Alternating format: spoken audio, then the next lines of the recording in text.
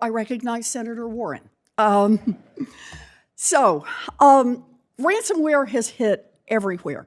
In the past 3 months alone, ransomware attacks have shut down 4 public schools in Nantucket, Massachusetts, affecting 1,700 students and their families. They've exposed the health records of over 3 million patients in California, and they have shuttered all 4 of Dole's food production plants in the United States, halting food shipments to grocery stores and disrupting our already vulnerable supply chain.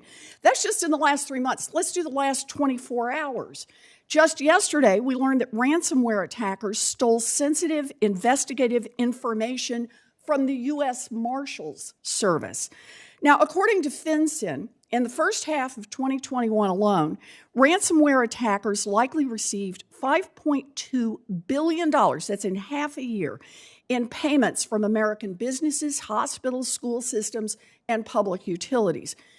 Before 2016, the majority of cybercrime attacks involved small-scale credit fraud and bank fraud. Ransom payments ranged from about $75 to about $750. Today, the average ransomware attacker demands about $5 million. Now, Mr. Singh, you're an expert on international economics and national security. These large-scale attacks and large ransom payouts, would they be possible without crypto? No, Senator. I think digital assets are central to the business model of ransomware. Okay. And in fact, do you know what proportion of ransomware attacks are paid off by crypto? Must be close to 100%. Exactly right. Right at 100%. The most active ransomware gangs are affiliated with or based in Russia, North Korea, and Iran. Now, Mr. Singh, does that put our national security at risk? Absolutely. So, thank you. In fact, in 2021, about 3/4 of all ransomware revenues, that's now measured in billions and billions of dollars, 3/4 of it went to Russia-linked ransomware gangs. In the years since Russia invaded Ukraine, Russian criminal organizations have doubled down on using crypto to hold American businesses, American schools, American hospitals hostage. Some have even declared allegiance to Vladimir Putin, vowing, quote, to strike back at critical infrastructures of Russia's enemies. And just last week, a Russia-affiliated ransomware gang called Black Cat attacked 13 hospitals in eastern Pennsylvania. So, Mr. Singh, I have one more question for you. You helped craft the sanctions that our country imposed on Russia, and that you were just talking about with Senator Vance. You helped craft this in response to the Ukraine invasion. Is crypto allowing Russian ransomware gangs to extort American businesses and potentially evade those sanctions?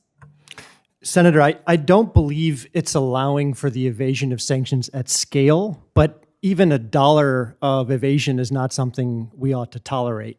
And I think as I reflect upon the experience, one of the efforts we made in parallel was to launch the executive order on digital asset regulation, and also trying to push our government to launch a digital dollar, which I think is the single best step that we could take, because it would crowd out the ecosystem of crypto that allows national security adversaries like Russia to exploit our deficiencies, our weaknesses in terms of our critical infrastructure. And yes, I think to some extent, we won't know exactly for sure, to evade the impact of our sanctions. So actually, let me just drill down just a little bit on this. In March 2022, FinCEN issued an advisory warning about Russian attempts to evade sanctions.